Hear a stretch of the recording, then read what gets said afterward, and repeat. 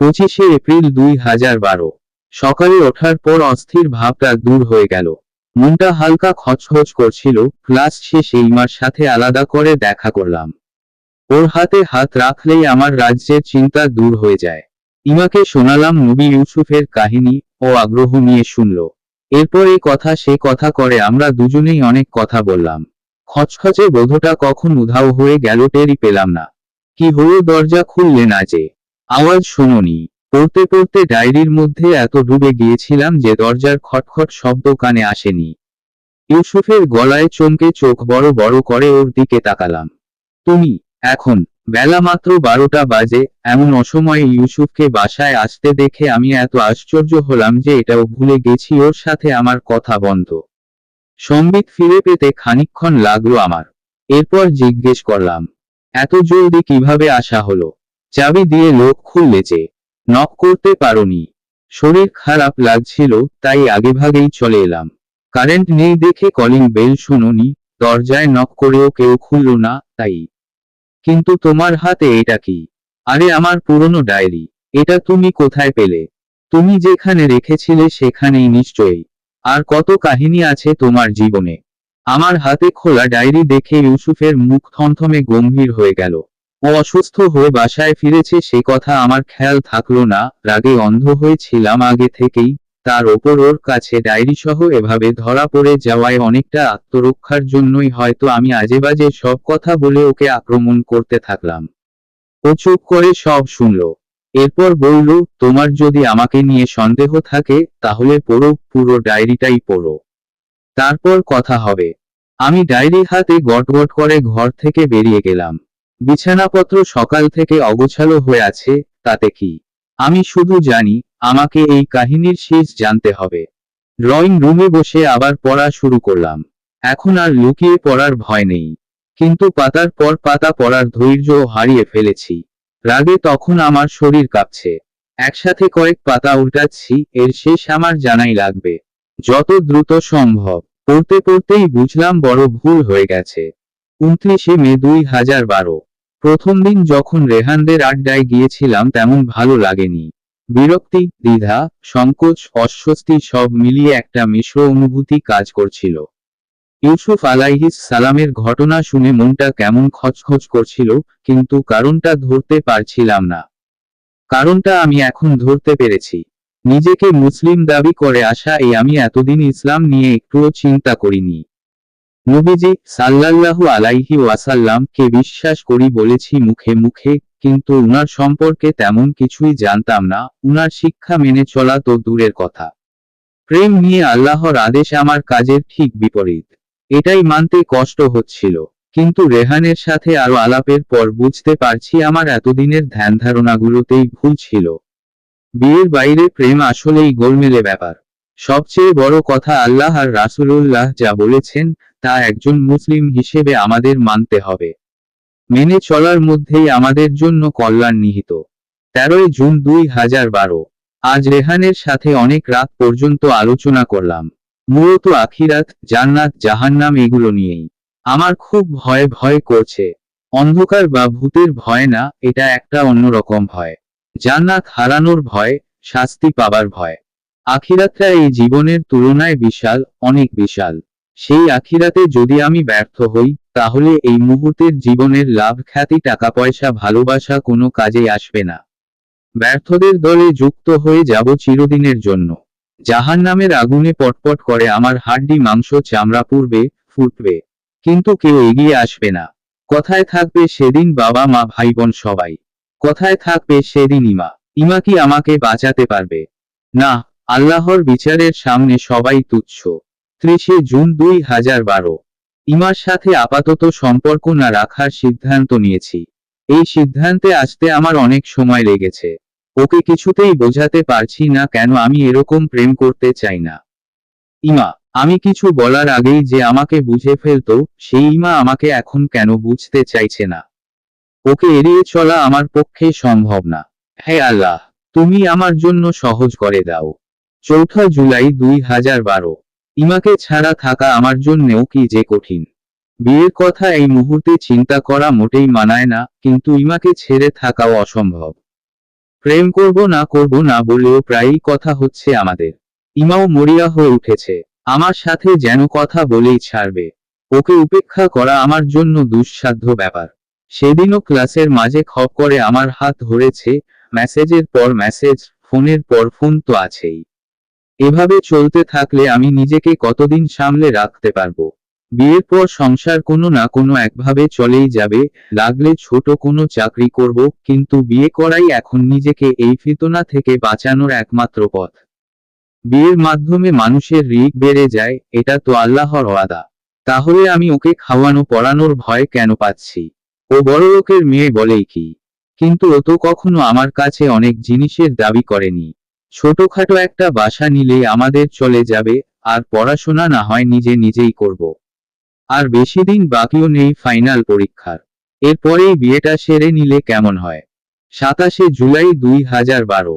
ইমাকে আজ আমি বিয়ের কথা বলেছি। ও বিয়েতে রাজি। আলহামদুলিল্লাহ, আলহামদুলিল্লাহ। আমি জানতাম ও রাজি হবেই। আমার জন্য সব করতে পারে আমার ইমা, আমার আদুরে পাখি ইমা। আজ যে আমি কি খুশি লিখে বোঝানো যাবে না। ইচ্ছা করছে দুনিয়ার সবাইকে জড়িয়ে ধরে কোলাকুলি করি। চিৎকার করে জানাই ইমা আমার, আমরা বিয়ে করছি। রেহান আমাদের বিয়ের সিদ্ধান্তের কথা শুনে খুব খুশি হয়েছে। আমি নিশ্চিত আমার বাবা মায়েরও অমত হবে না। ইমার বাবাও আমার কথা জানে, তারও নাকি তেমন অমত নেই আমার ব্যাপারে। আমার আর ইমার বিয়ে হলে এই ডিপার্টমেন্ট থেকে এটাই হবে প্রথম বিয়ে। 18 আগস্ট 2012। ইমার সাথে বিয়েটা মনে হয় না হবে। বিয়ের ব্যাপারটা সহজে মেনে নিলেও ইমা কিছুতেই নিজেকে পরিবর্তন করছে না। ওকে আমি নামাজ আর হিজাবটা অন্তত করতে বলেছিলাম, কিছু বই লেকচারও দিয়েছি। কিন্তু ওর মধ্যে কোনো বদল নেই। আগের মতোই হই হুল্লোড়, সবার সাথে আড্ডা। এমনকি ক্লাসের ছেলেদের সাথেও সেই একই রকম কথা, হাসি তামাশা। ইদানিং এগুলো সহ্য করা খুব কঠিন লাগে। আমি বহু কষ্টে নিজেকে সামলে রাখি, ইমার সাথে কোনো রাগারাগি করি না। ইসলামকে বুঝতে আমারই তো কতদিন লেগেছে। ইমাকেও সময় দেওয়া দরকার, যেন ও ইসলামের অর্থ বুঝতে পারে। ইমা না বদলালে আমাদের বিয়ে হলেও টেকার কোনো সম্ভাবনা নেই। ছেলেদের সাথে এভাবে গায়ে পড়ে মেশা, সবাই মিলে হ্যাং আউট করা, পার্টিতে যাওয়া, এগুলো আমি কিছুতেই মেনে নিতে পারবো না। এগুলো মেনে নিলে আমার নিজেরও গুনাহ হবে, আল্লাহর কথার অবাধ্য হতে হবে। আর যে মেয়ে এখন পর্যন্ত 5 ওয়াক্ত নামাজ পড়ে না, সে ভবিষ্যতে আমাদের সন্তানদের কি শিক্ষা দেবে? মাঝে মাঝে মনে হয় এভাবেই ইমাকে বিয়ে করেনি, হয়তো আস্তে আস্তে বদলাবে। কিন্তু বিয়ের আগে এত বলার পরেও যাকে বদলাতে পারছি না, বিয়ের পর তাকে আমি কিভাবে বদলাব? হেদায়েতের মালিক তো আল্লাহ। আমাদের কাউকে বদলে ফেলার কোনো ক্ষমতাই নেই। 11ই সেপ্টেম্বর 2012। একই ক্লাসে প্রতিদিন আসি, অথচ ইমার সাথে কথা হয় না অনেক দিন। শুধু দূর থেকে দেখি, তবুও একবার চোখ পড়লেই চোখ নামিয়ে নিই। ওহ, কি যে কঠিন নিজের নজরকে হেফাজতে রাখা। বিশেষ করে ইমার সাথে। ইমার চোখে চোখ পড়া মানে বর্ষিতে গেথে যাওয়া মাছ। যার দিকে একবার ইমা ইশারা করে, সে কখনো সেই দৃষ্টি উপেক্ষা করতে পারে না। মোহনীয় ওর দৃষ্টি, মাতাল করে দেওয়া ওর চোখে ডাক। আমিও অবশ্য ওর সাথে যোগাযোগ করি, তবে তাকালে ভদ্রে।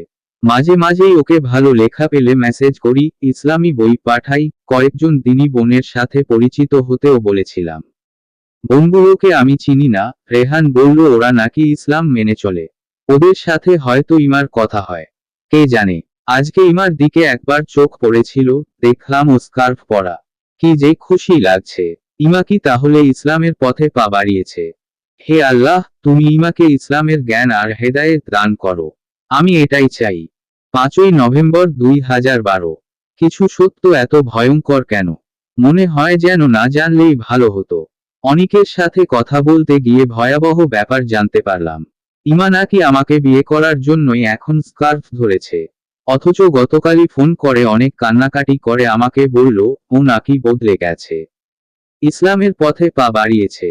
আসলে ইমা কখনো না শুনে অভ্যস্ত না। বড়লোকের মেয়ে, ছোটবেলা থেকে যা চেয়েছে তাই পেয়েছে। আমি এখন ওর কাছে একটা চ্যালেঞ্জ। আমাকে ওর পাওয়া চাই। তার জন্য ও সবকিছুই করতে রাজি।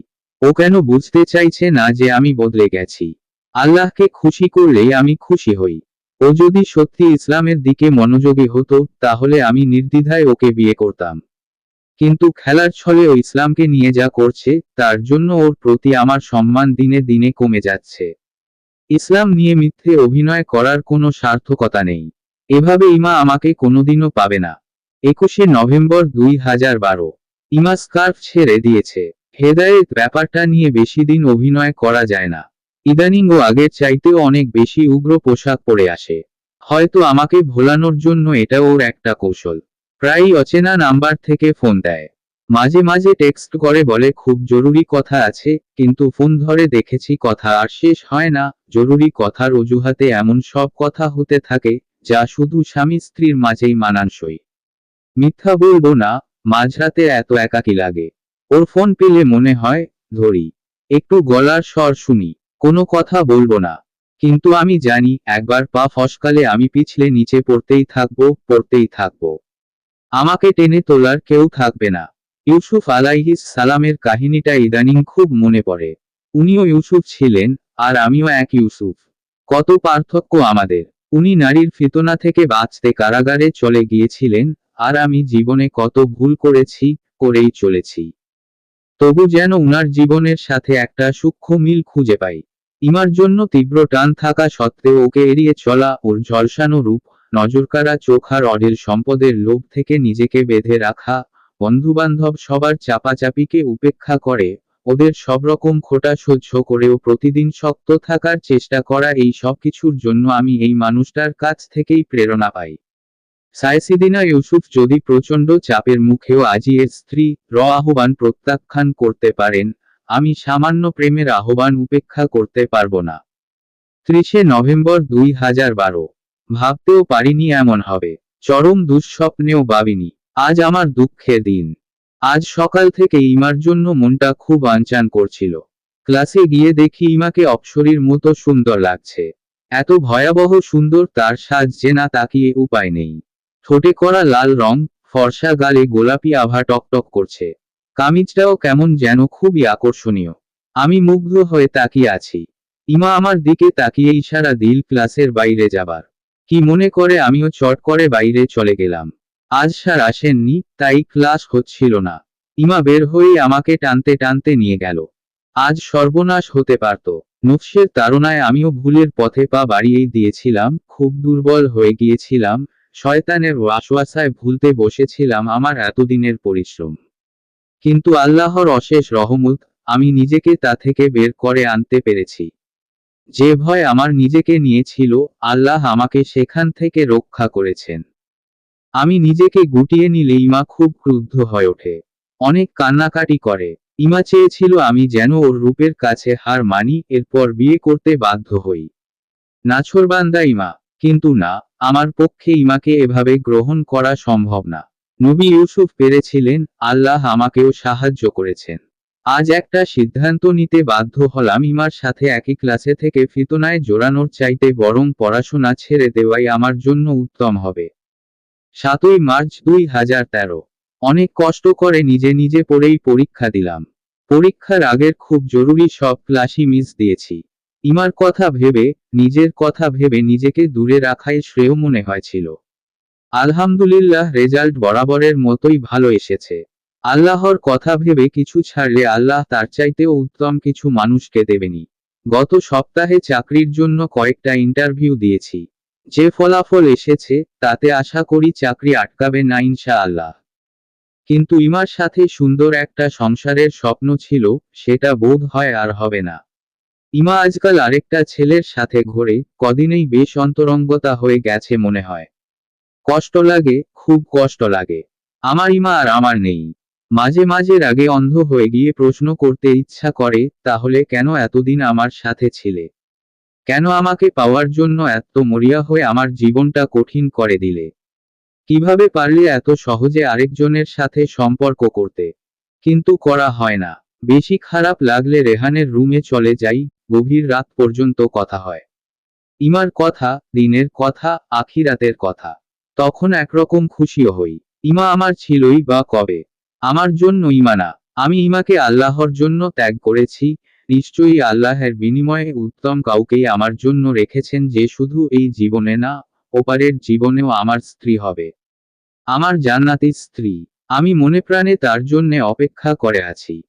হে আমাদের রব, আপনি আমাদেরকে এমন স্ত্রী ও সন্তান-সন্ততি দান করুন যারা আমাদের চোখ জুড়িয়ে দেবে।